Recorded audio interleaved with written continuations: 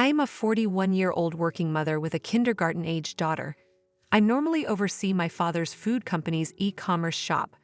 I don't communicate with many people because I mostly work on my computer. That simplifies things for me. However, sales have recently fallen, and there have been negative rumors. Some speculated that the corporation might go bankrupt. Bob, my husband, was really concerned about this. Is your father's business going to be okay? Are you concerned about me? Thank you very much. What are you on about? What is the point of me marrying you if you aren't wealthy? I support you because your parents are wealthy. What? What exactly do you mean? Bob used to be a kind, compassionate man before we married. However, he changed drastically after we married. He is now an entirely different person. He made a tick sound whenever he was irritated. He rarely tidied up, leaving his clothes and socks scattered about. I also noticed him not washing his hands after leaving the bathroom, which is filthy, and he only makes $500 every month. But he was the type of person who pretended to be the head of the household. By the way, there was a time when we got into a quarrel. He said something along these lines. Who do you believe will support this family? It's actually me, but I didn't feel like getting mad. Despite Bob's disapproval, I fell pregnant soon after we married. I didn't know Bob's genuine personality at the time, so I stayed married, thinking about the child. Of course, I was contemplating divorce in the future. That day, however, arrived sooner than I had anticipated. My employer declared bankruptcy. Bob's already negative attitude deteriorated further. Is it true that the corporation is about to go bankrupt? What will happen to your parents' property if that happens? Will I receive my inheritance? This was the first thing Bob said after learning of his bankruptcy. Inheritance? What exactly is this man talking about? My father is still very much alive and healthy.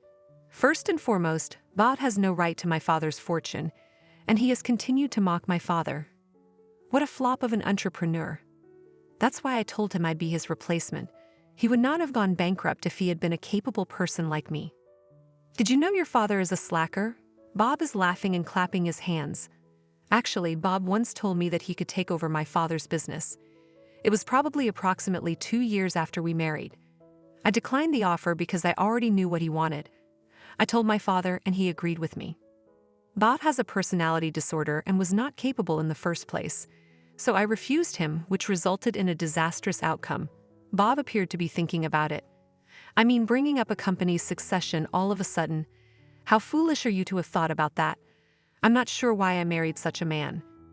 It's acceptable to say it was my fault for believing his nonsense. Aside from that, Bob says happily, well, all we need now is a divorce. What? A separation? Without a doubt, I married you because your family is wealthy, yet you never bought me a car or a home.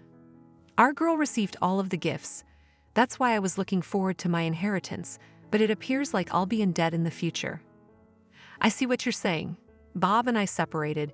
He was hesitant to pay child support, but I convinced him to pay it all in one single amount. It happened in an instant. Even after Bob and I divorced, my girl and I's lives remained unchanged. In any event, Bob was a man who spent the most of his time having fun and was rarely at home. If this were true, I should have divorced him sooner. A year had gone by, and I was content with my new existence. Then I chanced to cross paths with Bob on the street. He was walking alongside a young woman. Look who's arrived. What do you have on? A suit, I understand. You are looking for work. Do you, after all, know that your company went bankrupt? I assumed you bit the homeless or something. Being poor is difficult. My ex-husband was becoming a jerk by the day. The woman next to him said, "Oh no, I'm sorry for her." And she's beaming. He appears to have met a suitable companion who shares his intelligence level.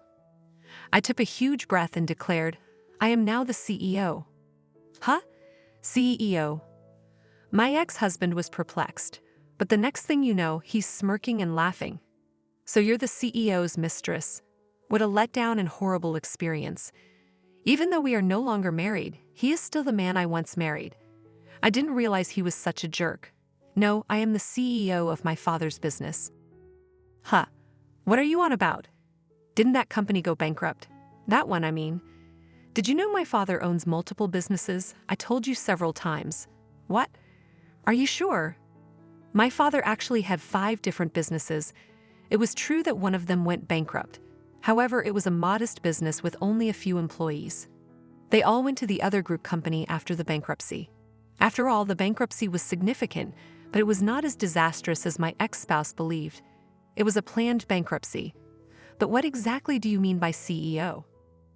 I was considering my options following my divorce. At the time, my father wanted me to learn from him so that I might succeed him as CEO of a corporation that runs a business for women. The majority of the workforce is female. I'd like you to take over as CEO of this company. That's what my father told me. I quickly agreed. So you're rich again? In comparison to previously, I suppose I am. Then I'll be able to get back to you. When will you be back? Can you contact me again? What the hell do you think you're doing? I ignored him and attempted to flee. Don't you dare go away and disregard me. My ex-husband took my bag and placed it. I wanted to slap this cretin on the face. Before I could react, the cretin slapped me in the face. It wasn't my fault. The sound came from the woman next to him. I've been waiting for you to divorce for over 3 years. She was in a rage, her face flushed. It was a punch after the third hit, not a slap. And she was sobbing so hard that her heavy makeup flaked off and turned to mush. I could kind of understand how she felt. I even extended my handkerchief to her. Oh, Bob, please stop. He sat there, his head bowed. It was truly pitiful. But I felt so much better afterwards. I felt like I was flying. I fought the urge to skip and carefully moved away from the scene. Because I felt so motivated, I went straight to my lawyer's office. Actually, I was about to file an alimony claim against Bob. Of course, I was aware that he had been having an affair since our marriage. However, I reasoned that if I wanted to keep our marriage going, I would ignore it. However, we ended up divorcing. Besides, I was preoccupied with my new life, my girl, and my career after the divorce. To be honest, I had forgotten about Bob until recently, when I discovered his and his girlfriend's social media accounts through a common contact. There were so many cute images of them together from when we were married. Now that I've gathered enough evidence, I'm debating whether or not to file for alimony.